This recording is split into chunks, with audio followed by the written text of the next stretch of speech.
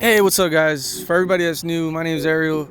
Today we'll be going over the Fuji XT3 and seeing if it's still worth buying in 2023.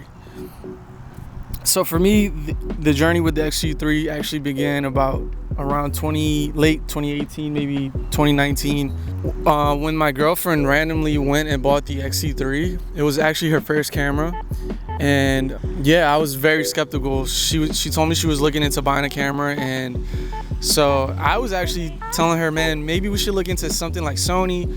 People were doing some crazy things with the A7 III at the time. The color grades were crazy. The low light was crazy. It was just an insane camera at the time. She bought the XT3, and I was very skeptical about it. And then I finally got my hands on it, and I tried it myself, and I got to edit a few files on it, and I fell in love. The rest is pretty much history. For a camera that came out in 2018, in my opinion, it still holds up to modern cameras. Like right now, we're shooting on the XH2S, which came out, I think, a year ago, maybe. It's, in my opinion, the difference isn't huge as far as image quality goes. I think I could still pair my XT3 easily with my XH2S and get away with it. Starting off though, the first Pro is, of course, for a camera that came out in 2018. It shoots 4K 24, 4K 30, 4K 60, and it does 10-bit. This camera came out around the same time as the A7S3 or A7 III, I'm sorry, and it shoots 10-bit. There's cameras that are just coming out that are just starting to shoot 10-bit. Insane. And this camera did it back then. The price tag, right? If we're looking at body only, and I've done a video about this, and I kind of got like flamed in the comments because I said that you could find a body and some lenses for around $900, and you still can. It is rare though, I will say that it's rare. I've seen a few on eBay here and there that have sold, but you could definitely find just the body from anywhere from $600 to $900 for somebody that's looking to get into the Fuji system, or even just like starting off as your first camera. This is an insane camera for that price point. You really can't beat it. So some people might look at this as a con, but I look at it as a pro. This next one is going to be the crop sensor, right? It essentially means that the glass is just that much more affordable than something like a full frame camera. The next one for me, it would have to be the ergonomics and style of the camera. I mean, like, just look at this thing. This thing is beautiful. The aesthetics of it are just so nice. It looks like a vintage camera, has all these knobs like a vintage camera, and you just have so much control over everything without having to go into the screen. You could just quickly just switch your ISO, your shutter speed. That's something I do miss when I switched over to the XH2S.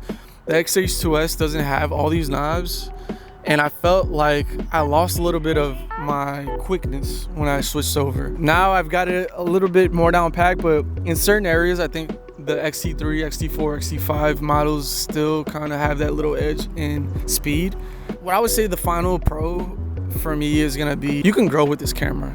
At its base, it's a pretty solid camera, but once you rig it out and really build it out, like, you put an Atomos Ninja on this, you can shoot ProRes. And if you're considering buying an XT4, I would heavily consider buying an XT3. What you gain in the XT4 is what? Stabilization. I don't think it's huge. Man, you get you a stabilizer, or just get really good at handheld, or rig this thing out and have enough weight to where it stabilizes its footage on its own.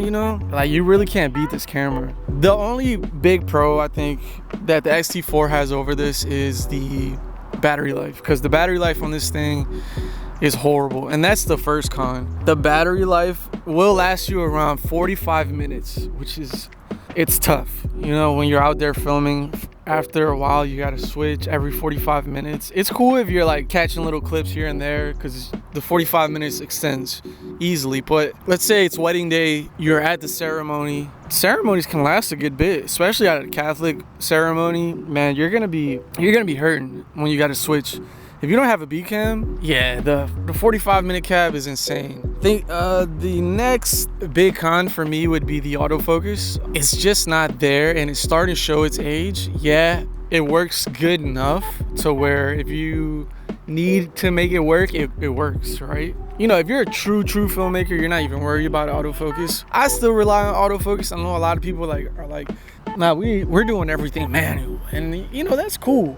And sometimes manual is the wave, but for me, man, I need my autofocus. All right, I'm relying on that. The less things I need to worry about, the better for me. Moving on though, the record limit, right? Now let's go back to the scenario where you're at a Catholic wedding shooting the ceremony. Those Catholic weddings last a good bit. This camera has a 30-minute record limit. Isn't a huge deal because you could just, you know, press record right after it's done or stop it and start it again. But again, it really helps if you have a second camera and you'll be fine. But with the new Fujis, there's no record limit, which I love. And another big one is there's no F-Log 2. That's something you get in the X-T5, something you get in the XH2, and then the 2S. Yeah, you just get way more dynamic range out of it. The image is beautiful. You can't go wrong with it. Now, at the time, F-Log was really good, and it still is really good, but it's night and day to F-Log 2. So is it worth it? I think if you're a beginner filmmaker or someone on a budget, I think it's totally worth it. The XT3 is still an amazing camera that holds to this day. You know, just can't go wrong with this thing. Style, reliability. This thing never overheats. That should be another pro, by the way. This thing, I've never had it overheat on me. And I live in Louisiana, and it gets pretty damn hot out here. You know, and I've never had an issue with it overheating. My XH2S overheats pretty bad, which is understandable in this heat. It's like 95 plus at all times during the summer, especially lately.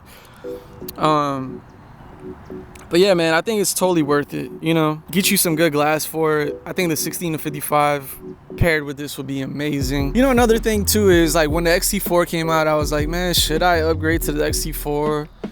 And it's just like, it didn't make sense. It's the same sensor as the XT4. Autofocus is a tad bit better. I haven't played with it, but like it doesn't look that great to me. It's like, it's just about what, you know, what it does. 4K 120. I have 4K 120 on my XH2S. I've never used it. I don't see the point of using it. Maybe in like some very niche scenarios, I think you could use it, but it's just, it doesn't make sense to want to use it.